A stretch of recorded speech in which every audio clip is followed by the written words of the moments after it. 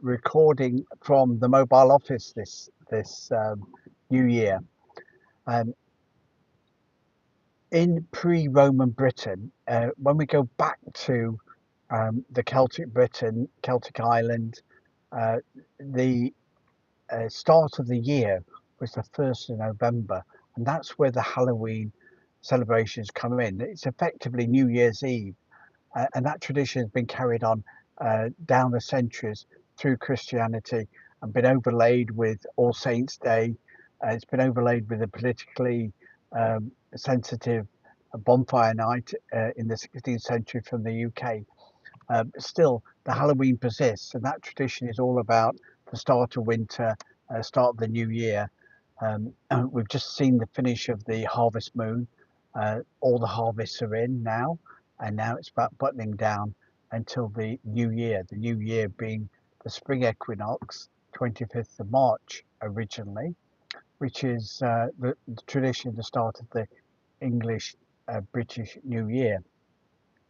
That changed in the 1700s because Pope Gregory wanted to address the mismatch on the Julian Caesar's calendar, which came in Roman times. That allowed for some chopping and changing, and ended up with the UK reverting to a new year in January, whereas previous had been 25th of March, around about the Easter day. Why? And that's why the UK tax year starts on the 25th of March, or does it? No, because there had to be an 11-day adjustment when the calendars changed from the spring to what is now the 1st of January New Year start. And that 11-day turnaround means that the UK tax year starts 5th of January. And but the start of the spring new year, the 1st of November predates that. The start of the New Year's Eve is the start of the winter season for the Celtic Britons. If you've got, it's also now traditionally the end of paper tax returns in the UK. So if you're not submitted your tax return and you've got a tax liability, or you've been requested to do a return, then we need to get that return submitted. We can help you do that online. You can contact us at proactpartnership.com. What we're looking at this week in the Living and Working Abroad show is get out pensions. You may have been working for 60 years, 40 years, 30 years, saving hard into your pension with a promise of tax relief today and a fair amount of tax when you retire, along with tax-free lump sums. But we're in a difficult situation at the moment because we've got a government of default that's been elected as a protest against the previous 25 years worth of centre-left governments, and it's causing a bit of a crisis.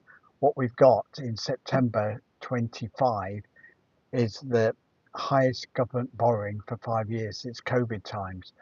So the previous government went all out to support everybody in COVID times for good or for bad.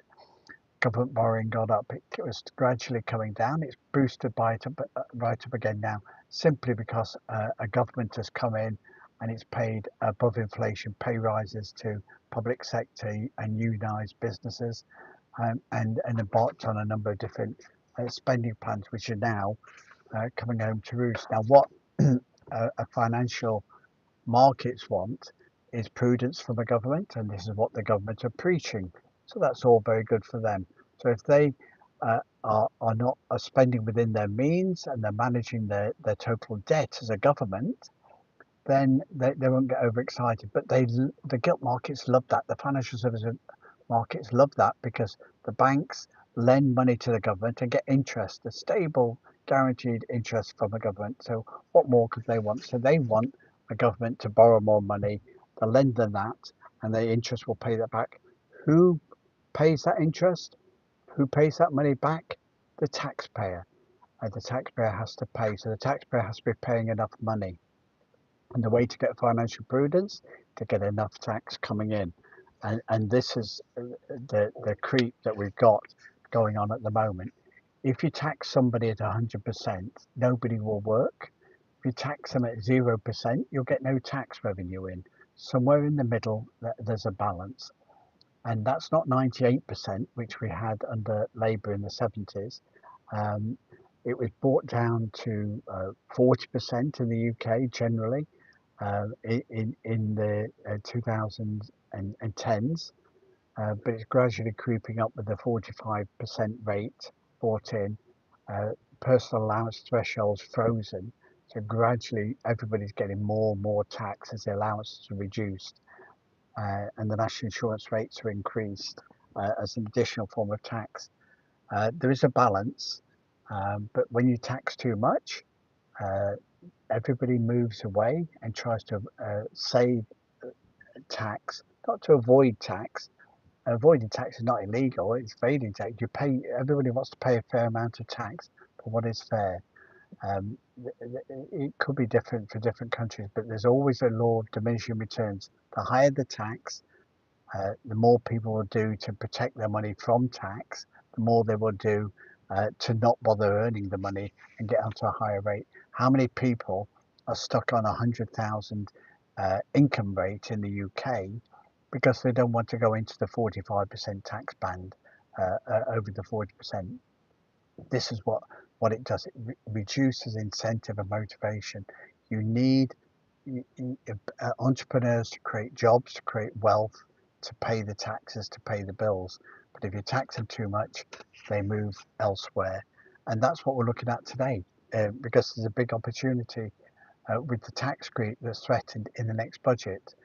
Um, Whether they do it directly or indirectly, if they increase fuel duty or property taxes, or national insurance, it's all a way for the government to generate a bit of additional revenue for them to pay for their spending and the public sector. And that prudent position guarantees that they'll get the financial support from the financial markets.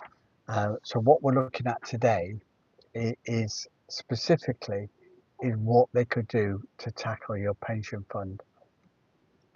Pension funds have been uh, a contractual agreement between working people and the government for their lifetimes to get tax relief on money going into a pension fund, for it to grow tax-free uh, during their working life, for them to retire and pay tax, income tax at the end of it. And that contract has gradually been eroded away over the years. Pension funds have internal taxes now, which you don't see, but they do pay some taxes, so the performance, the returns aren't as good. Um, and then gradually different caps have been brought in, a limit to the tax-free lump sum and inheritance tax coming in now, uh, and also a restriction on moving your pension fund outside the UK. So what could happen in the budget that further um, taxes the pension fund that you built up? First of all, let's consider the tax-free lump sum. Now, if you've got a super big pension fund, there is actually a limit to the tax-free lump sum you can draw in excess of £200,000. What happens if they withdraw? They reduce the tax-free lump sum down to, let's say, the average wage. Let's say they reduce it down to £50,000. So if they reduce the tax-free lump sum to £50,000, then that means that all the other money that's locked in the pension fund has to pay income tax. So it's not an increase in income tax on working people. It's not an increase in tax on um, retired pension people. What it is it means it's a way of ensuring that people with pension funds will pay more tax because they'll get a smaller lump sum going forward. The financial markets can work that out, factor in the additional tax that's going to come from those pension funds, um, and be very happy about it and lend the government money to spend even more taxpayers' funds going forward. So will tax-free lump sum be reduced? Uh, 10 years ago, people used to try and transfer the whole pension fund offshore, and you could do that through a cumbersome process. And gradually, restrictions have been brought in. You have to pay between £2,000 and £6,000 to report and get your pension fund offshore. There's a flat rate at source 25% tax for transferring that pension fund. So it's a big inhibitor to people doing that. That could be increased. Why 25%? Why not 40%? If it's such a big sum. But already it's something that's stifled. However, there are other things that can be done. Let's first of all look at what they're doing with inheritance tax. What they're saying now is that in the year ahead, your pension fund will be part of your inheritance tax calculation. So up until now, a pension fund could also be gifted to family when you die without additional taxes, because it's a fund that you've saved to provide for the family, and so that you're not dependent upon the state or charity. And that's why you get the tax relief up front, so you weren't a burden on the state later on. And this is what's being undone now, so that 40% of whatever you built up will go to the taxman.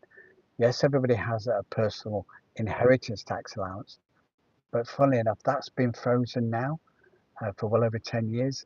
The inheritance tax allowance is frozen, but by adding in the pension fund, it brings a lot more people into the scope.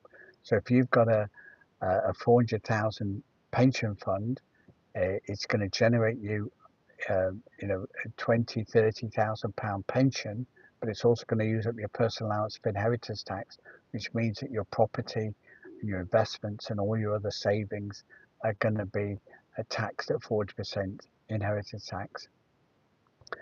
There's no avoiding that. If you leave your pension fund registered in the UK, if you try and transfer your pension fund outside the UK, you've got a 25% lifetime tax or the 40% inheritance tax on death. Is there a way around that? There is at the moment. Will it last post the budget? Well, let's see. One option that you have got is that when you draw your pension, if you take your tax-free lump sum, and that's 25%, you then draw the income. That income is taxed at the highest marginal rate where you live. Now, obviously, if that's in the UK, that's 45%. So if you've got £1 million pension fund, you could say, I don't like this Labour government. I don't like the way that they want to tax me. I'm going to end it all now and draw my money out, pay my 45% tax, and be done with it. But that's what you'll get done for, which is more than the inheritance tax. If you go and live abroad, and that could be expensive, hot Middle East Dubai, or like Rio Ferdinand, or it could be somewhere Mediterranean like Cyprus, then you can become tax resident there. As long as there's a double taxation treaty between the UK and the country you're living in, then if you relocate as an individual to Cyprus, you don't need to move your pension fund. Your pension fund stays fixed in the UK. No additional taxes for you becoming tax resident in Cyprus. And at the moment, under the double taxation treaty, if you're living in Cyprus and you draw your whole pension fund, you pay a flat rate 5% tax. Now, Cyprus is in the EU, so you've got all the state healthcare benefits, you've got all the EU benefits, you potentially got access into the Schengen zone by becoming a permanent resident in an EU country. But the other beauty of being in Cyprus, age over 55, with the self-invested pension, you can then draw the whole of that fund, 1, 2, 3, 5, 10 million, and pay only 5% tax. Once you've got that money out, you've then got potential to invest it. You can gift it to family free of inheritance tax. You can put it in investment funds which are potentially exempt from inheritance tax. So you can get it away from the inheritance tax factor. You paid a flat rate 5% tax. So you've got it out of income tax. In Cyprus, there's no dividend taxes, there's no capital gains taxes. and there's no inheritance taxes. So you can hold the fund, enjoy lots of income, lots of capital gains, and give it to your family and avoid inheritance tax on your pension fund if you die. And of course, you still get your personal allowance. So if you've got property and other assets in the UK which are going to be assessed for inheritance tax, well, that's an additional issue as well that you're going to save on because you're going to get more of an allowance to do. So it's a big opportunity. At ProAct, we've been doing this from our Cyprus office for 10 years now. And the most tax that anybody ever pays is 5% legally. Everything's above board, everything's correct, and it's done properly. You can still do it at the moment. If you want to consider relocating to Cyprus, becoming a tax resident in an EU country, and registering your pension over here to get that drawdown, even if you're not, if it's a personal pension and you're over 55, you can register your pension and draw it down free of that tax now, if nothing changes. Now, what could happen with the tax creep that's going on with the current budget? Now, you look at other countries like Canada, which the current Prime Minister is almost a lifelong British civil servant, Mark Carney, former head of Bank of England, at the same time that Keir Starmer was Attorney General, raising taxes, doing the centre-left social democratic approach, uh, uh, which is not getting them very far, especially in the modern age with Trump free market economics being applied around the world.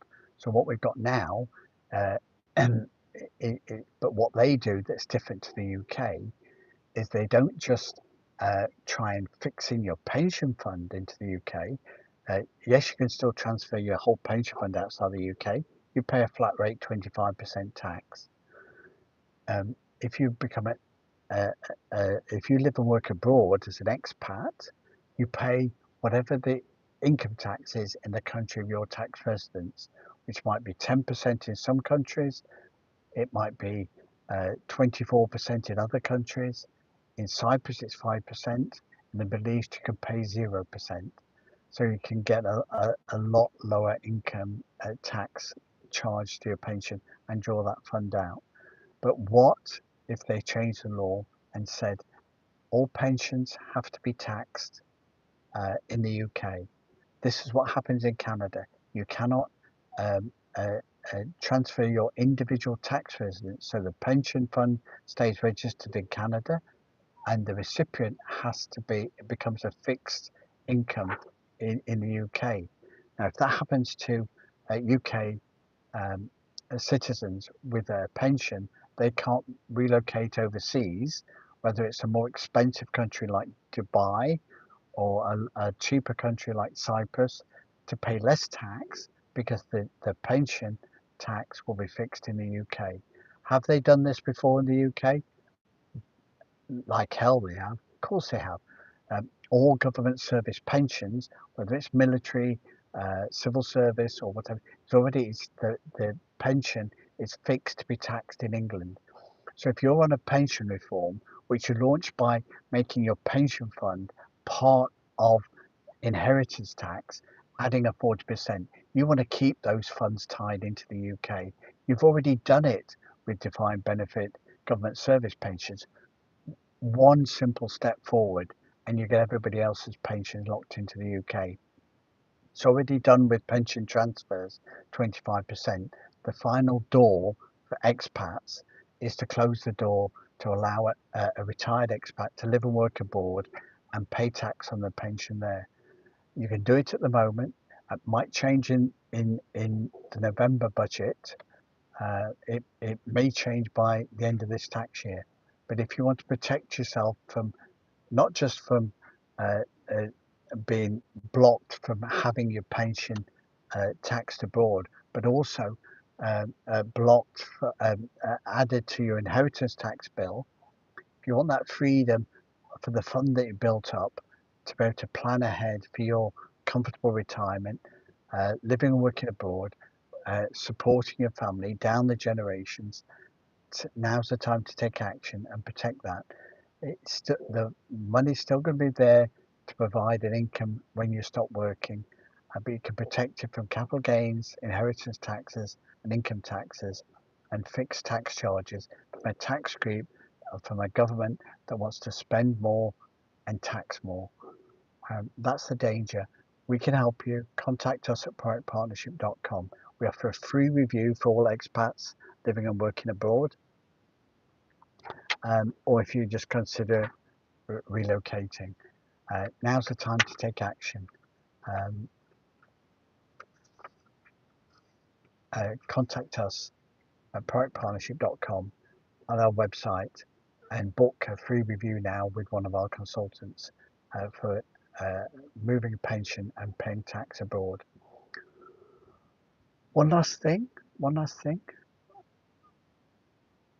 If you're tax resident in another country now and you have a pension fund, it's still worth getting that pension fund registered in that overseas country now. If you register it, then technically they can't backdate and stop you having it taxed abroad. So still, taking a tax registration action should be a minimum step, even if you don't do the drawdown. We can help you. Contact us at proactpartnership.com. I'd like to finish off today with my speculation. This is my view I've seen over the last year or so, year or two. Working from the Cyprus office, Cyprus is desperate to be fully integrated within the EU, desperate to be more aligned with Greece, desperate to be part of the EU Schengen zone. It's the only country that wants to join the Schengen zone as an EU country that is not currently a member. Now, in December 25, they were accepted into the Schengen zone, subject to one condition that they settle.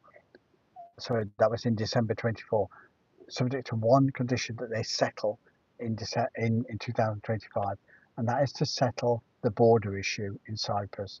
For those of you who don't know, 1970 in the 1974, there was a Greek Cypriot uprising, a bit of a kerfuffle. The Turks got involved, and it ended up dividing the island into Turkish North Cyprus and Greek South Cyprus. And there's an unofficial border. It's still not UN recognised as two countries, but there's a president in the north and there's a president in the south. The official languages of the country are Turkish and Greek, but there's a constant 25-year backwards and forwards with genuine grievances from both sides. Forgetting about the history, what they have to do to get in the Schengen zone for the EU is to join up the countries. They have to either have a hard border or no border at all. So they have to settle the Turkish issue. Now, the thing is, for the EU, this is a real thing. Cyprus joined the EU in, I can't remember if it's 2004 or 2007, but when they joined the EU, the then president promised to settle with the Turks and unite the island. So it wasn't a split country that was coming into the EU. And they agreed to do that, only subject to a referendum. But then once they descended into the EU, which was the EU's mistake, they then did the referendum, and the president turned around and said, "Oh, I can't back this after all. I made a mistake. Please don't vote for it." And lo and behold, the Greek Cypriots didn't vote for unification, and it's dragged on now for another 20 years. I think that this is going to happen now. Working from our Cyprus office, we see that the south side of Cyprus, the Greek Cyprus, has become more Greek, less emphasis on Turkish and other language options. There's been a new president of the North elected, and in October 25, stating that his number one objective is to unify the island. The Greek Cypriot president has said exactly the same thing at the end of October.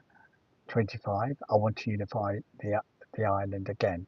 So the way to do that is to get a settlement or put up a hard border, and then in the EU Council Ministers meeting in December, the Cyprus can go in the Schengen zone and be part of the EU, one country, freedom of movement into Greece and other countries around the EU. So that's all that they need to do.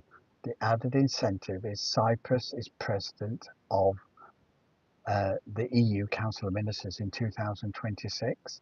So what more does Cyprus need than to lead the way to unify the island and settle another peace deal? Noting that in October we saw the Gaza deal get settled down with the dispute between the Palestinians and the Israelis, or Hamas and the Israelis, depending on how you look at it. Who was involved in that? President Trump, meeting with the Turkish president, get him on side to get this settlement and get this deal. The Turkish president was in Egypt when the Hamas and Israel agreement was being signed. The Americans in 2025, post-Trump, have established a military air base in Cyprus. They've ensured that Cyprus has become part of NATO, exactly the same as Turkey. So Turkey is a full NATO member. Cyprus is now an affiliated member from 2025. There's every reason to suggest President Trump will pay attention to this and tell the Greeks and the Cypriots, let's make a deal, let's get it sorted out. We'll invest in the country if you get a settlement. So I'm predicting that the Cyprus issue will be resolved in 2025 by the end of November 25.